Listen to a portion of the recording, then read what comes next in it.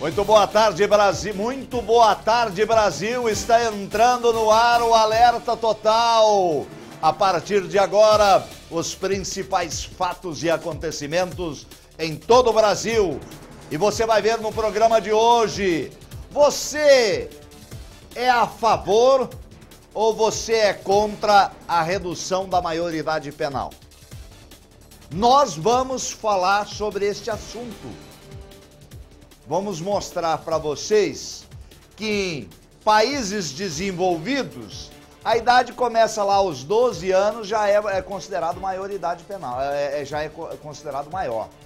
Já se assume aquilo que se faz. É responsável. Daqui a pouco nós vamos ter alguns vereadores, o superintendente do Ministério da Pesca, também convidei, Dr. Jorge Augusto, estará aqui com a gente. Estará aqui também o Dr. Vinícius Carvalho, que já foi deputado federal, e nós vamos discutir sobre este assunto. E nós também vamos querer a sua opinião. Nós vamos abrir o telefone, nós vamos falar com você, porque vale muito a sua opinião.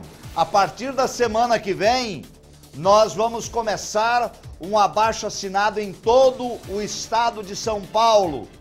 Esse abaixo-assinado é para colher mais de 1 milhão de assinaturas para que a gente possa ingressar ao Congresso Nacional com uma ação popular, para que comece a se discutir a redução da maioridade penal no país. Não tem mais cabimento não se discutir este assunto. Os senhores deputados têm que começar a falar. Chega de se encolher e ficar quieto. Tá na hora de falar. Você já imaginou ficar sem água todo final de semana? Já pensou, final de semana você quer tomar um banho? Cadê a água? Não tem água. Em Americana, no interior de São Paulo, tem um bairro que é assim todo final de semana. Daqui a pouco nós vamos mostrar esta situação lamentável. Incêndio em distribuidora de combustível no Rio de Janeiro mata uma pessoa. A gente estava torcendo muito ontem, eu mostrei ao vivo o momento em que estava acontecendo este incêndio e a gente estava torcendo muito para que não tivesse acontecido pior para ninguém. Mas infelizmente uma pessoa perdeu a vida. Um acidente entre um carro roubado e um ônibus provocou 2 mortes na noite de ontem, lá em Alvorada, no Rio Grande do Sul. Vamos ao nosso giro de notícias. As 2 vítimas estavam na parte da frente do veículo que, com a força da batida, acabou embaixo do ônibus. Outras 3 pessoas se feriram. Uma casa desabou e outras 4 ficaram danificadas em São Bernardo do Campo, no ABC Paulista. Um homem foi resgatado dos escombros pelos bombeiros e está internado. Uma perícia vai apontar se as obras de pavimentação nas ruas do bairro provocaram um acidente. Um pouso forçado causou apreensão no aeroporto de Porto Seguro, na Bahia. O avião sobrevoou a região por mais de 1 hora para eliminar combustível até conseguir pousar de barriga. Ninguém ficou ferido. A aeronave teve um problema no trem de pouso. O motorista de uma van atropelou um caminhoneiro por causa de um retrovisor quebrado no Rio de Janeiro. Pessoas revoltadas com a atitude tentaram destruir a van e agredir o jovem de 18 anos. O rapaz foi preso. São as barbaridades que a gente vê, né? Como que pode? Por causa de um retrovisor, o cara mete a van em cima do caminhoneiro e atropela um caminhoneiro. Essas são algumas das notícias que nós vamos mostrar hoje. Mas hoje, especialmente, eu estou trazendo alguns convidados ao programa, porque nós vamos falar sobre a redução da maioridade penal. Como eu disse no decorrer da semana, eu disse que nós estaríamos abordando esse assunto. Daqui a pouco eu vou abrir o telefone, a nossa equipe foi às ruas para ouvir a população. O que a população acha da redução da maioridade penal? E nós vamos saber daqui a pouco o que o povo pensa. Em pesquisa realizada, mais de 94%, atenção Brasil, mais de 94% da população brasileira é a favor da redução da maioridade penal. Eu quero dizer aos senhores deputados federais, senhores senadores, o ministro da Justiça, por exemplo, que falou esses dias que é contra, que não adianta. Ô ministro, tá na hora de começar a mudar o sistema, viu? Em vez de ficar falando que não adianta, que não resolve, tá na hora de mudar o sistema. Em vez de ficar só falando, tá na hora da ação. Chega da falação, é hora da ação. Fazer alguma coisa. Como diz um provérbio árabe que eu sempre uso, quem quer fazer alguma coisa, encontra um meio. E quem não quer fazer nada, encontra uma desculpa. Eu quero saber do ministro da Justiça, você está querendo achar uma desculpa. Está na hora de se fazer alguma coisa. E só neste ano, 30 menores foram apreendidos, porque não pode ser preso, em Botucatu, por envolvimento com tráfico de drogas. E em muitos desses casos aí, a ocorrência foram perto de escolas. Por quê? Porque os traficantes, eles usam os menores de idade, por quê? Porque não dá nada. Negócio é capaz, se alguém denunciar, é capaz dele ficar mais tempo na delegacia do que o menor. Infelizmente é isso. Tá a matéria, tá aí? Pode rodar. O contato dos alunos desta escola estadual de Botucatu com os traficantes é comum. A aluna faz uma revelação grave. O tráfico de drogas acontece não só ao redor do colégio, mas dentro do pátio durante o intervalo das aulas. Eles ficam mais na hora do intervalo, na quadra ali, eles escutam tudo em rodinha ali. Aí eles ficam planejando o tráfico de drogas. Nesta quarta-feira, 2 menores foram surpreendidos pela polícia enquanto consumiam drogas em frente à escola. 4 horas depois de apreender os menores, policiais da DISE flagraram outros 2 e um jovem a 50 metros da escola neste terreno. Eles usavam o espaço como ponto para comercialização de entorpecentes. Nessa oportunidade foram apreendidos vários papelotes de crack, porções de cocaína e também outras 3 pessoas, sendo 2 adolescentes e o maior. Foram autuados em flagrante, né? E cada qual teve o seu encaminhamento. Pouco mais tarde, nas imediações, não tão próximo ao colégio, mas ainda nas imediações, cerca de uns 500 metros do local, outra apreensão de ponto de venda, né? De entorpecente, também com vários papelotes de cocaína e de crack, né? E nessa ocasião, uma pessoa foi presa. Segundo informações da Polícia Civil, só esse ano, 30 menores foram apreendidos traficando drogas na cidade. Desde o início do ano, o nosso delegado seccional, em não apenas combater os grandes traficantes da cidade, mas também dar uma atenção toda especial aos pontos de venda de entorpecente, né, as chamadas biqueiras. E eu acredito que esse ponto aí tenha sido aí o 50º, mais ou menos, né, do ano, em termos de especificamente aquele local onde a venda é feita diretamente ao usuário. Aí começamos a mostrar aí o que os menores, como eu venho mostrando durante todos esses meses. Engraçado que a gente fala, ninguém toma um posicionamento. As autoridades constituídas, que a grande maioria eleita pelo povo, que estão lá para fazer leis. Se a Constituição que foi realizada no Brasil está com esse problema, tem que fazer uma emenda. Tem que se resolver o problema. As coisas acontecem e há uma evolução. E as leis também têm que se evoluir para que a gente possa fazer adaptações para ir melhorando a questão da qualidade das pessoas.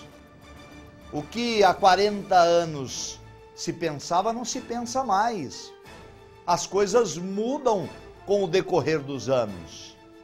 E também as leis precisam ser olhada de forma diferente e tem que se evoluir, até na questão das leis. É assim que deveria ser, é assim que deve ser. Já dura mais de 24 horas de trabalho aí dos bombeiros para o controle aí deste grande incêndio num depósito de combustível em Duque de Caxias, na Baixada Fluminense. Uma pessoa morreu e outras 7 ficaram feridas. Põe na tela. Durante a noite, os bombeiros continuaram o trabalho de resfriamento dos reservatórios. Por motivo de segurança, todas as casas ao redor, num raio de até 150 metros, foram interditadas. Havia risco de novas explosões. Segundo a prefeitura, 10 casas foram destruídas. Um abrigo foi improvisado nesta igreja para as famílias, mas a maioria preferiu ir para a casa de amigos ou parentes. A senhora está indo para onde? Para a casa da minha vizinha, mora lá na frente. Por quê? Por precaução, né? Preocupada, porque eles dizem que ainda corre risco de explosão, então é melhor a gente prevenir, né?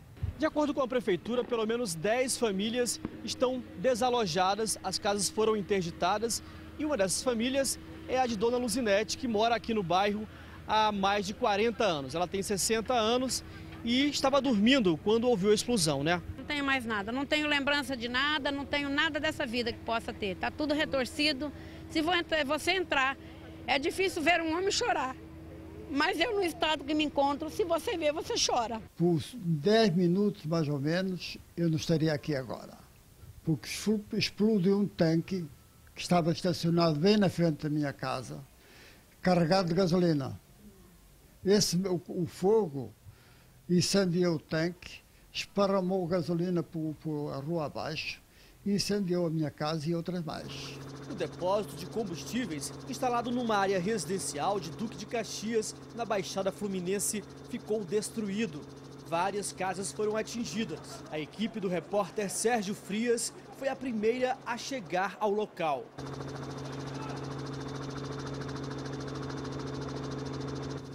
Nós vamos chegar um pouquinho mais perto, só para mostrar. Olha isso. Tem uma oficina ali que já foi evacuada também. Nessa rua aqui, os bombeiros já trataram de evacuar os moradores, olha. E a violência do fogo é realmente impressionante. O repórter cinematográfico Ediomar Rangel estava a poucos metros do local no momento de uma das explosões. Olha, explosões, hein? Explosões enormes. Olha o fogo, como é que vem pra cá, onde nós estamos. É impressionante. Vamos sair daqui, cara.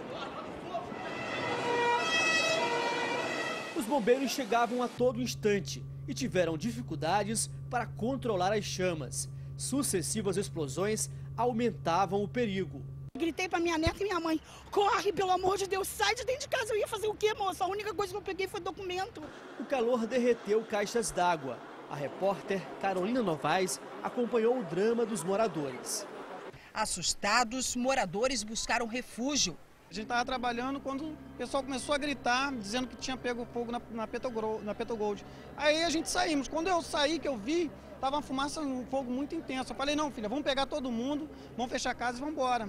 As casas da família de Edilson foram destruídas pelo fogo. Quando eu cheguei, a minha família estava todo mundo tentando fugir, saindo, aí até deixaram um carro, eu entrei correndo para tirar o carro para poder meu cunhado levar o restante do pessoal. E o fogo veio explodindo, veio lambendo tudo e está queimando casa por casa. A minha mãe perdeu tudo.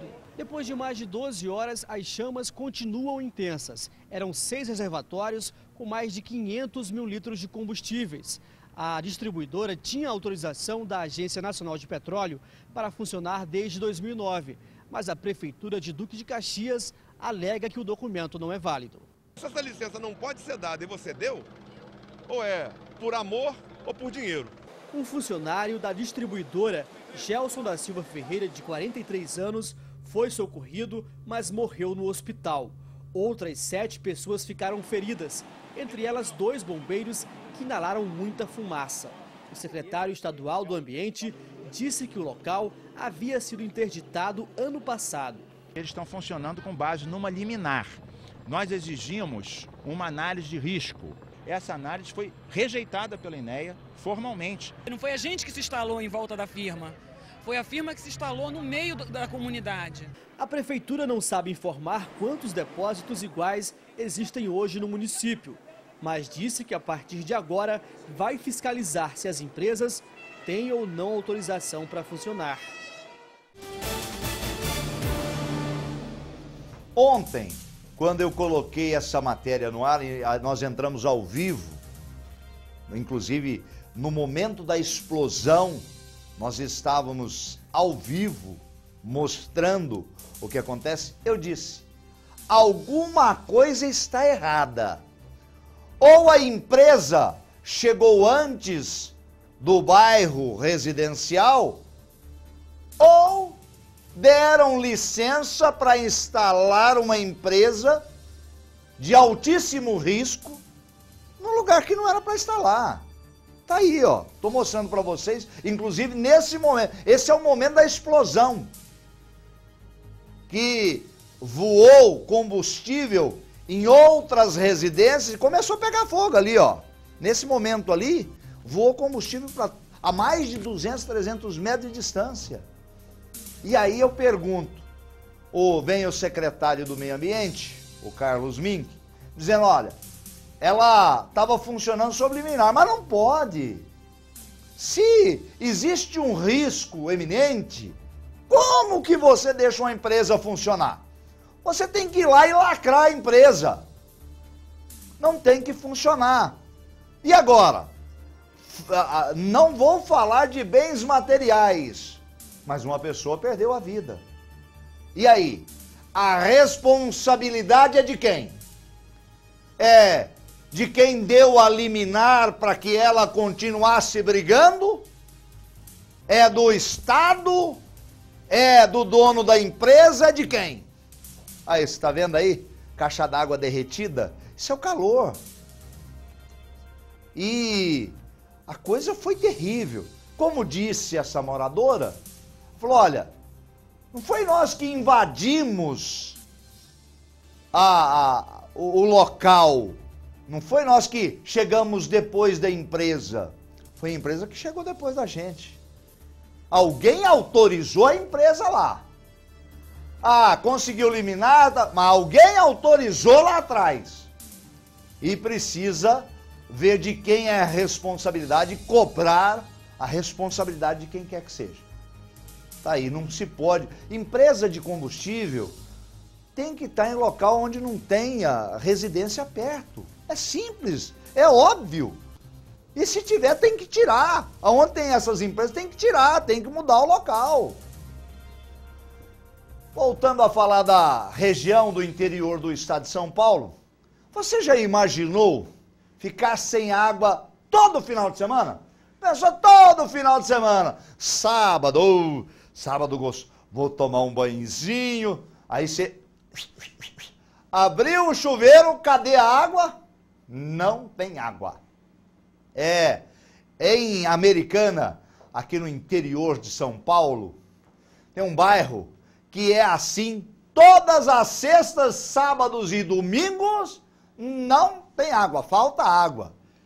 E mais um descaso aí do poder público, porque na cidade americana a água não é privatizada, é comandada pela prefeitura. E nós acompanhamos, né, para saber como é que é. Nós estivemos lá no bairro, porque nós temos esse quadro no nosso programa, porque aqui o seu problema é nosso. Põe na tela.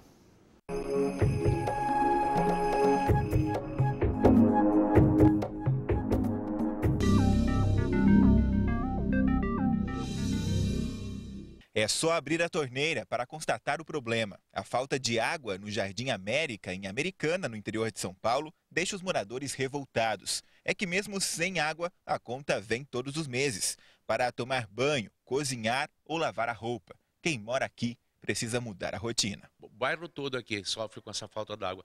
E a esposa tem que levantar 4 ou 5 horas da manhã para poder lavar um pouco de roupa, que quando chega 8 horas, 8h30, não tem mais água, aí só volta lá para meia-noite, 11 horas, meia-noite, que aparece água de novo, entendeu? Eu não posso, por exemplo, falar assim, eu vou deixar acumular roupa de 3 dias para lavar, para economizar água, economizar sabão, economizar os produtos. E eu não posso fazer isso. Eu tenho que lavar todo dia para não deixar o acúmulo de roupa. Nós chega à tarde, não tem água, os meninos pegam uma carriola, pegam uns 8 garrafão, vai lá buscar água para cozinhar e tomar banho. E daí, como é que é viver nessa situação, dona Judite? O que nós podemos fazer? A gente reclama lá e não resolve nada. Mais à noite, assim, ali por umas 10 horas, mais ou menos, chega água aqui. Aí a gente fica acordada para poder lavar louça ou lavar roupa. No mês passado a gente pagou quase R$300 de água, sendo que a gente não tem essa água para gastar, né? Para lavar roupa tem que estar juntando uns pouquinhos, máquina não pode ligar, senão é perigoso queimar, e aí sufoco. Minha chegou a fumaça, ainda bem que eu cheguei na hora certa. Todo dia tem falta de água. A gente liga no DAE, eles falam que está tudo normal, que não tem. O problema começou a ocorrer desde a construção dos prédios. Após a entrega que teve os moradores, aumentou a demanda. Aí o que acontece? Eles não conseguem suprir e falta água. A justificativa deles não tem nenhuma. Para eles está tudo normal. Se quiser lavar roupa, tem que levantar 2 horas da manhã. Quem tem criança, quem tem um monte de roupa, é desse jeito. Nós pegamos água na vizinha, que também tem pouco, mas nós tiramos de baldes lá e deixamos num balde, num reservatório um pouquinho maior, e lavamos a cabeça das clientes com uma canequinha mesmo de coloração, porque tem que improvisar, não pode parar, né? O DAE não resolve, mas a gente tem que tentar resolver do nosso jeito. A gente fica sem água dentro de casa, onde se viu, no ano de 2013. Nós, numa situação dessa, é um absurdo. Um bairro desse, então, está bem evoluído, e infelizmente tem esse problema da água.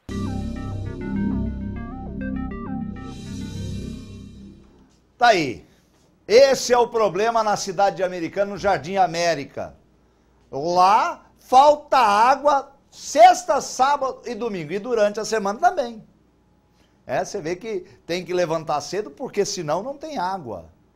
Nós vamos falar ao vivo com o diretor técnico do Departamento de Água e Esgoto da cidade de Americana, do DAE. Ao vivo por telefone. Vamos falar com o senhor Romualdo Coco, é isso? O senhor, o Romualdo. Romualdo, ele é diretor técnico. Boa tarde, Romualdo. Boa tarde. Romualdo, eu gostaria de saber, está havendo dezenas de reclamações, nós estamos mostrando aqui no Seu Problema é Nosso. Aí no Jardim América, toda sexta, sábado e domingo está faltando água. Qual é a explicação que o DAE, o Departamento de Água e Esgoto de Americana, tem a dar para esta população? E se vocês têm uma solução para este problema? Sim, a gente tem solução para esse problema, sim. Procede a reclamação, a gente está monitorando isso daí e já estamos trabalhando aqui num reforço aqui da estação para que sane esse problema definitivamente. Já estamos executando, inclusive, obras na área e também haverá obras no própria área lá do entorno do reservatório. É um bairro antigo da cidade e realmente está demandando investimentos agora aqui do departamento. Como vocês já detectaram o problema, vocês já têm a solução. A solução, então, deve vir em quanto tempo? Para que a gente até tranquilize os moradores e para que a gente também possa cobrar do DAE, Departamento de Água e Esgoto de Americana, quanto tempo se levará para regularizar a água no Jardim América? Exatamente. O problema também é nosso, né? A gente não se furta disso. A gente está investindo na área e nos próximos 30 dias o pessoal já vai ver que a coisa já vai estar bem melhor e melhorado lá, e com certeza não haverá mais essa situação que está perdurando por um tempo aí. Nós estamos investindo, adquirindo peças aqui, fazendo com recursos próprios, com o nosso próprio pessoal, e isso daí vai deixar de ser um problema. Tá certo. Então, nós estamos, o Romualdo, que é diretor técnico, é uma pessoa competente, eu já morei em Americana, conheço o trabalho do DAE, o pessoal trabalha sério, e está assumindo um compromisso, não comigo, mas com os moradores do Jardim América, de que em 30 dias a situação talvez não esteja 100%. Mas você acredita que vai estar quantos por cento melhor, Romualdo? Ah, mais de 90%, porque também depende de algumas obras do reservatório, que não depende só de nós, mas nós estamos... Se tiver 90%, está praticamente consertado. Então nós vamos... A gente está fazendo um reforço aqui na estação, né? E com certeza nós vamos dobrar a vazão para a área lá. Mais isso... instalando bombas aqui, tudo. Então, essa obra leva uns 30 dias aqui na estação. Com certeza vai melhorar e como tem obras na área lá também, que estamos já fazendo todos os esforços, é isso aí. Em 30 dias, com certeza, vai estar bem melhor tudo lá e não vai ter problema de abastecimento. Então, hoje é que dia do mês? Hoje é? Hoje é dia 24. É 4. Hoje é 24. Dia 24 do mês que vem, nós entraremos em contato com o DAI, porque nós queremos também aqui, nós não mostramos só o problema, nós vamos mostrar a solução do problema. Então nós estaremos entrando em contato com vocês novamente, para mostrar que realmente vocês cumpriram, e é o que nós esperamos, e o que os moradores esperam, que seja realmente resolvido. Tá certo, Romualdo? Tá certo, e agradecemos aí a oportunidade de esclarecer aí e tranquilizar a população de Americana, que merece todo o nosso esforço. Tá ok. Muito obrigado pela sua participação no nosso programa. Tá aí. Nós mostramos o problema, entramos em contato com o DAI, o diretor técnico assumiu um compromisso e nós cobraremos juntos com os moradores lá do bairro Jardim América, estaremos daqui 30 dias lá no Jardim América para saber se realmente houve a solução do problema. Porque nesse quadro aqui, o seu problema é nosso. Tá certo? Muito bem. E daqui a pouco, depois do intervalo, nós vamos falar um problema que é cada vez mais grave no Brasil. Menores envolvidos em crimes, drogas e outras coisas. E ninguém fala nada. Eu não vejo um deputado, rapaz. Aonde estão os senhores deputados federais? Que não... Será que tem medo de falar sobre a redução da maioridade penal? Mas aqui nesse programa não existe medo. Nós vamos pro pau, logo após os comerciais.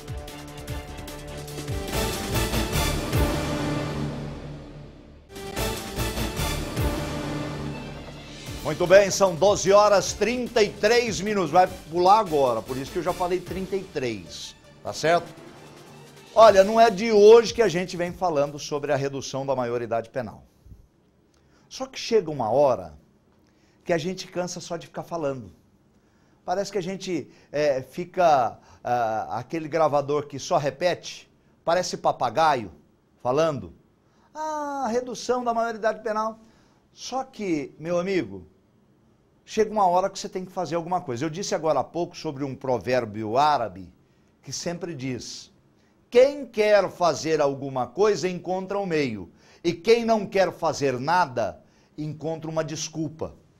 Eu estou achando que os deputados federais, senadores, ministro da Justiça, está querendo achar uma desculpa para não enfrentar um problema gravíssimo nesse país. Mas nós resolvemos não só ficar falando. Nós saímos da conversação para a ação. Tá? Os países mais desenvolvidos já têm aí penas que também servem para os menores infratores, mas aqui no Brasil não tem. Ó, para você ter uma ideia, vou citar para vocês. Lá na Alemanha, 14 anos. Já lá com 14 anos vai responder. Inglaterra, 12 anos. Estados Unidos, muitas vezes a partir dos 10 anos. Portugal, 12 anos. São países de primeiro mundo. Agora aqui o camarada com 17 anos e mais 363 dias vai lá mata o rapaz por causa de um celular e se entrega no outro dia, porque no outro ele iria fazer 18 anos. E aí vem o ministro da Justiça e fala, não, que o problema tem... É claro, ministro, nós sabemos que o problema é muito mais profundo. Agora, se o Estado, a União, não tem condições administrativas, não tem competência para fazer, pega o chapéu e sai, privatiza e deixa arrumar a casa. Mas para falar sobre isso, nós temos alguma matéria? No ponto antes de eu falar com o doutor Vinícius Carvalho, temos alguma matéria? Tem? Vamos ver a matéria, na sequência eu vou falar com ele. Ele que já foi deputado federal, sabe falar por quê? Porque já esteve lá. É advogado e um defensor da redução da maioridade penal. Vamos à matéria primeiro, pode rodar.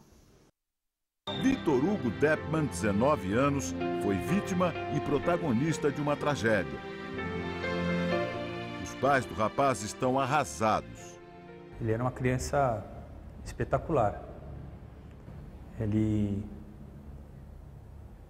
tinha um dom, né, de aglutinar as pessoas, de onde ele estava, ele conseguia fazer amizade com qualquer pessoa, de qualquer idade, de qualquer jeito.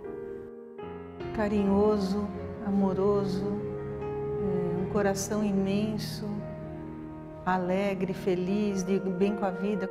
Estávamos sentados à mesa jantando, quando nós escutamos um disparo, um estalo, um barulho de aparentemente tiro, né? Aí a minha esposa começou a falar alguma coisa de acho que não, tal. Aí tocou o interfone, aí eu levantei da mesa e fui atender. Aí já era o porteiro falando que meu filho tinha levado um tiro aqui na porta. As imagens mostram Vitor Hugo se aproximando do portão. Logo atrás surge um rapaz de roupa escura. Ele é o ladrão. Vitor se assusta, estende a mão e entrega o celular.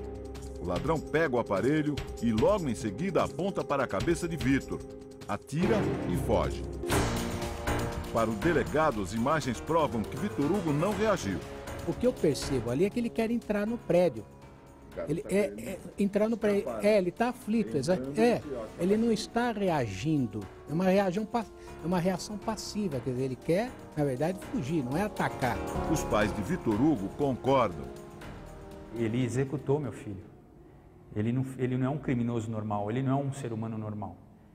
Ele tem a frieza de executar uma pessoa, porque ele foi frio. Meu filho não esboçou, se meu filho fala, não, ele partiu para cima, para agressão, para me pegar, para se resguardar de alguma coisa, eu até não concordo de forma alguma, né? Mas o cara, ele simplesmente, meu filho não fez nada, não esboçou o menor movimento. O pai de Vitor Hugo conta que encontrou o filho ainda com vida na calçada. Começamos a conversar com ele, vamos Vitão, não para de respirar. Ele não falava nada, já estava com o olho meio saltado. Uma situação, uma imagem que eu não consigo esquecer e fechar os olhos e eu vejo ele desse jeito. Vitor foi levado pela equipe de resgate para este hospital. Ele sofreu 2 paradas cardíacas e não resistiu. Ele apareceu na janela e falou que ele teve uma parada cardíaca. Aí, logo depois ele falou, olha, ele teve outra e não escapou dessa. Ele morreu. Desculpa. De madrugada, a polícia começou a fazer buscas numa comunidade próxima. 3 suspeitos foram detidos. No dia seguinte, a surpresa. 24 horas depois do crime, o menor resolveu se entregar. Ele veio com a mãe até este prédio onde funciona o Fórum da Infância e da Juventude. Confessou ter atirado em Vitor Hugo e foi enviado a uma unidade da Fundação Casa. A pena a que ele está sujeito é de, no máximo, 3 anos de medida socioeducativa. Mais um crime brutal. Com a participação de um menor, trouxe à tona uma discussão delicada, a redução da maioridade penal. Há 10 anos, o promotor da Infância e Juventude, Thales Oliveira, defende a redução da maioridade penal no Brasil para 16 anos, o que contraria o Estatuto da Criança e do Adolescente, o ECA. No meu dia a dia profissional, eu atendo esses adolescentes aqui e eu verifico que eles têm exata noção, primeiro, de que o ECA os protege e que nada vai acontecer com eles. E eles têm a exata noção de que aquilo que eles estão praticando é efetivamente um crime. O desembargador Antônio Carlos Malheiros, coordenador da Infância e da Juventude do Tribunal de Justiça de São Paulo, é contra. Nós não temos sequer competência para termos um bom sistema prisional para os adultos, quanto mais para os adolescentes. Ou seja, seria uma medida que se transformaria num tipo de perversão. A maioridade penal é a idade em que uma pessoa pode ser responsabilizada por um crime. Na Argentina e na Bolívia, menores de 16 anos podem ser julgados como adultos. Nos países escandinavos, como Finlândia, Dinamarca, Noruega e Suécia, cai para 15. Na França, 13 anos. Nos Estados Unidos, varia entre 8 e 18. Dependendo do estado. No Brasil, a discussão ganhou força quando menores começaram a participar de crimes violentos. Esta jovem, de 14 anos, é suspeita de assaltar e matar o empresário Rafael Nunes Rosa, de 29 anos, em Praia Grande, litoral paulista. O crime foi em janeiro. Neste vídeo, divulgado com exclusividade, a menor é identificada em outro assalto. Em 99, um estudante de jornalismo foi morto a tiros por um menor nesta avenida da Zona Sul de São Paulo. Rodrigo Damus tinha 19 anos. O pai dele também luta para reduzir a maioridade penal. Os 3 adultos que participaram do assalto cumprem pena de 19 anos de prisão. O menor que disparou a arma ficou na antiga FEBEM 1 ano e 8 meses. 9 dias depois de sair, foi morto pela polícia numa tentativa de assalto. O que nós queremos é justiça. Por que um crime cometido por um menor causa o mesmo trauma, a mesma dor, o mesmo prejuízo para a sociedade, e um crime cometido por um maior, também causando o mesmo trauma, são penas diferentes para crimes iguais? O governador de São Paulo, Geraldo Alckmin, afirmou que vai enviar ao Congresso Nacional projeto para tornar mais rígido o Estatuto da Criança e do Adolescente. Para casos mais graves e reincidentes, esse prazo seja bem maior para estabelecer limites e, de outro lado, que completou 18 anos de idade não deve ficar na Fundação Casa. Já o governo federal é contra. Se hoje a gente diz que as quadrilhas usam meninos de 17, 16 anos para operarem o crime, se for por essa lógica, daqui a pouco vai ser o de 12, de 10, entendeu? Então não é isso que resolve, temos que atacar a causa. O advogado Ari Friedenbach acompanha essa discussão há 10 anos. Ele é pai de Liana, a jovem assassinada junto com o namorado Felipe Café em 2003. O assassino do casal, conhecido como Champinha, era menor de idade na época. Um jovem de 13 anos que matou e estuprou. Esse jovem deve ser encaminhado ao juiz da infância e juventude, que junto com uma junta interdisciplinar, onde vai ter psiquiatras, psicólogos, juízes, advogados, que vão examinar esse caso do jovem e, diante da consciência do ato praticado, ele deve ser emancipado para ser julgado pelo crime cometido. O advogado lembra que o caso Champinha é uma exceção. O menor cumpriu os 3 anos de medida socioeducativa, mas continua detido. Quando chegou o momento de ser colocado em liberdade, através de laudos psiquiátricos, se verificou que ele é um psicopata perigoso que não tem cura, e ele foi então interditado civilmente pelo Estado, e ele está numa unidade de segurança da Secretaria de Saúde, onde se encontram mais uns 5, 6 ali. Hoje há pouco mais de 9 mil menores em unidades da Fundação Casa, em todo o estado de São Paulo. Quase a metade está lá por tráfico de drogas e menos de 1% por latrocínio, que é o roubo seguido de morte. A maioria dos internos tem entre 15 e 17 anos. Uma semana de dias difíceis para a família do universitário Vitor Hugo. O crime foi na terça. Na quarta, o rapaz foi enterrado. Na sexta, o autor do disparo completou 18 anos.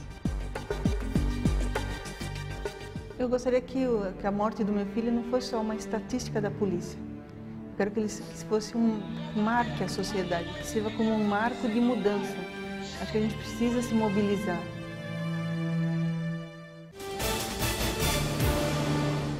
Eu vou fazer das palavras desta mãe, magoada, arrebentada, as minhas. Nós precisamos mobilizar a sociedade. E é isso que nós vamos fazer a partir de agora. Mobilizar a sociedade.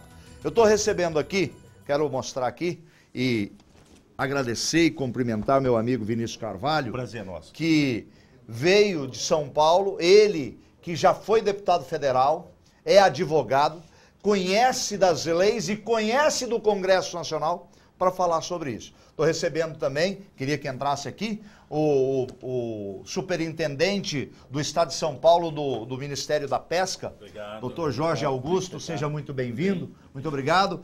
O doutor Roberto Alves, que é vereador na cidade de Campinas, muito obrigado, viu, Roberto, pela presença. Ele que é vereador, também já foi deputado, conhece. E eu quero receber também o meu amigo Newton Santos, que é vereador aqui na cidade de Limeira. Vieram para a gente poder falar um pouco sobre essa situação. Quero começar com o Vinícius. Vinícius, será que... Eu não consigo entender. Os políticos estão com medo, não querem discutir. O que precisa fazer para que os políticos comecem a discutir e tomar uma providência em relação a isso aí? Kleber, na verdade, como eu já fui deputado federal, saí do Congresso em janeiro de 2011, nós pudemos observar que lá no Congresso não existe a vontade política de resolver a questão, porque é polêmica. Essa questão é polêmica. Então, os deputados que nós temos, os senadores que nós temos hoje no Congresso Nacional, hoje não, e já há bastante tempo, eles não têm vontade política de resolver isso. E o que acontece? Como diz o próprio ministro da Justiça, ele diz aqui, eu anotei direitinho, uma fala do ministro da Justiça, José Eduardo Cardoso, argumentou que qualquer tentativa de alteração da maioridade penal é inconstitucional. Ele, ministro da Justiça, um professor constitucionalista, ele fala algo nesse sentido, indo contra o que está na própria Constituição, no artigo 60. E o que diz no artigo 60? Diz aqui, a Constituição poderá ser emendada mediante proposta de quem? De 1/3, no mínimo, dos membros da Câmara dos Deputados ou do Senado Federal. Aí, senhor ministro. Será que o ministro não lê a Constituição? Ele deve ter esquecido. Não entendo. Muitos são os afazeres dele que ele esqueceu, porque ele é professor de direito constitucional. Pois é. E diz aqui, no parágrafo 4º, tá aqui, não será objeto de deliberação a proposta de emenda tendente a abolir. Aqui fala que não pode existir a emenda para a forma federativa de Estado, isso seria inconstitucional. Voto direto, secreto, universal e periódico, isso seria constitucional. A separação dos poderes, isso também seria inconstitucional. E aqui o último fala, os direitos e garantias individuais. Quando nós falamos da redução da maioridade penal, nós estamos nos remetendo ao artigo 228 da Constituição, que diz lá no artigo 228 que o menor de 18 anos é criminalmente inimputável. Mas só que é um artigo que não faz parte desse rol, esse rol aqui taxativo dos direitos e garantias individuais. Ou seja, falta inclusive no Executivo a vontade de modificar essa questão da maioridade penal. Quer dizer, dá para se fazer. Dá para se fazer. Dá para se fazer. Basta querer. É só ter vontade. Mas aí tem toda a política por trás, porque a política é um negócio, para quem não conhece, é medonho, viu? Aqui alguns políticos conhecedores, que é muito difícil, porque envolve o Estado, o governador às vezes fala, não, mas aí eu vou ter que mexer, eu vou ter que fazer mais mais casas para recolher esses menores, mais... Eu vou chamar presídios. de FEBEM. Fala casa lá, para mim é FEBEM. E presídios.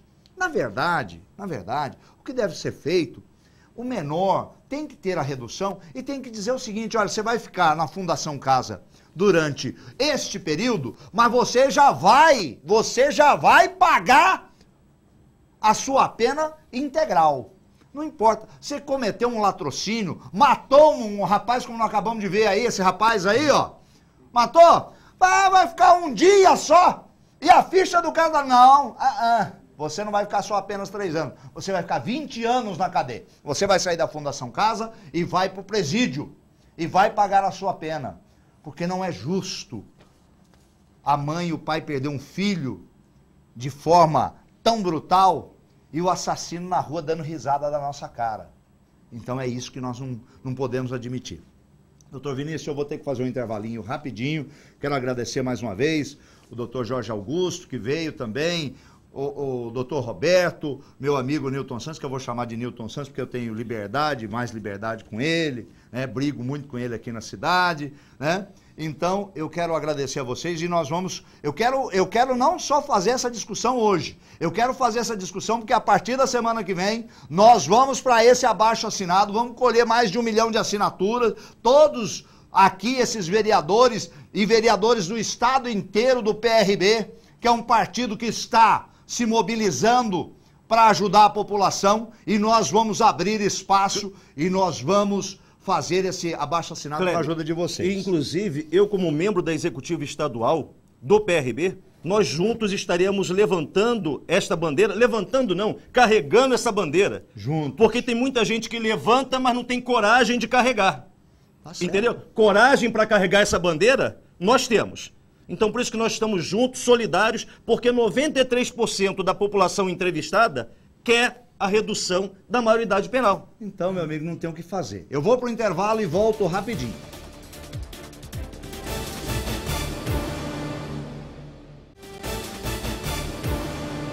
Muito bem, estamos de volta, são 12 horas e 54 minutos. Inclusive, eu quero já deixar aqui claro que eu vou trazer, vou convidar o Vinícius Carvalho, doutor Vinícius Carvalho, que faz parte da Executiva Estadual do PRB, mas eu já quero deixar aqui o nosso convite ao doutor Marco Pereira, que é o presidente nacional do PRB e também um homem envolvido em trazer o melhor para a sociedade e para a população brasileira. E nós estaremos recebendo aqui, muito em breve, ele também no nosso programa, para discutir e conseguir aí falar mais sobre esse assunto, que às vezes o tempo é curto. Eu não consegui falar ontem com o Otoniel, o deputado Otoniel Lima, ele também que estará aqui debatendo com a gente sobre este assunto. Porque ele, como deputado federal, nós vamos debater, ele também vai entrar nesta batalha com a gente, quero deixar aqui, eu tenho certeza disso, eu conheço o Otoniel vai entrar nessa batalha com a gente. Aliás, todo o PRB vai estar envolvido neste trabalho para que a gente faça o melhor para a sociedade. Agora, continuando aqui, Vinícius, vou chamar de Vinícius que fica mais fácil. Vinícius, o que tem que se fazer para dar o próximo passo? Vamos fazer o abaixo-assinado, vamos envolver a sociedade, vamos ter aí, nós temos que ter quantas assinaturas para que a gente possa até o Congresso e buscar junto aos deputados federais para que a gente possa começar a mudar essa história. O que nós temos que fazer? Bem, já que o Congresso Nacional, o presidente da República, não faz a parte que lhes caberia, que é iniciar ali, né, um projeto de lei para poder fazer uma emenda, no caso seria uma emenda constitucional, então nós podemos mobilizar toda a população para que também façamos como foi feito a lei da ficha limpa. Para que a gente possa criar, através dessa mobilização, com pelo menos 1.300.000 assinaturas no mínimo. Que não vai ser tão difícil de conseguir, porque a população, como você disse agora há pouco, mais de 93% da população é favorável. Exatamente. Então eu acredito que nós não vamos ter grandes problemas em conseguir, nós precisamos mobilizar não só as pessoas, os vereadores, mas toda a sociedade. Você industrial, você comerciante, você que está cansado de ver pessoas morrerem nas mãos de menores e concorda e quer nos ajudar, eu quero desde já deixar o nosso telefone, põe o nosso telefone na tela aí, você pode entrar em contato com a nossa produção e nós vamos mobilizar a população para que a gente consiga 1,5 milhão de assinatura, 2 milhões, o que a gente conseguir. E não é só em São Paulo, quer dizer, em outros estados podemos fazer, no Brasil também, com certeza, quer dizer, no Brasil principalmente, em outros estados também, nós colhermos o total dessas assinaturas para poder mobilizar o Congresso Nacional, aí sim nós teremos uma mobilização da sociedade, porque ninguém mais aguenta, Kleber. Tá certo. Ninguém mais aguenta. Chega uma hora que a gente começa a ficar chateado. Eu fico chateado aqui. Eu fico falando, mas eu canso de falar e como vejo vocês, o Roberto que é presidente, né? Eu gostaria até que você falasse, Roberto, nós tivemos no final de semana passado um evento lá em Campinas, onde você que é presidente da criança e do adolescente, que também está se envolvendo nisso aí, e é importante o envolvimento. Newton Santos, que é um defensor aqui na cidade de Limeira, quero agradecer também a você, viu, Newton? E contar com vocês para essa luta aqui com a gente, tá? É importante a participação de todos, vocês que são autoridades. Quero agradecer também ao meu amigo Jorge Augusto. Presta o microfone para o Jorge, doutor Jorge Augusto, que também é superintendente do Ministério da Pesca, mas também é envolvido e quer melhorar a sociedade. Não é isso, doutor Jorge? Com certeza. Inclusive, no passado, eu fui comissário de menor no Fórum do Jabaquara e no Fórum de São Miguel Paulista, não é? Atuamos muito na área de menores. E quando teve o Estatuto do Menor e do Adolescente, o juiz da Vara de Menor do Fórum do Jabaquara, Dr. Vasílio Zum, ele relutou muito com relação à menor idade, 16 anos.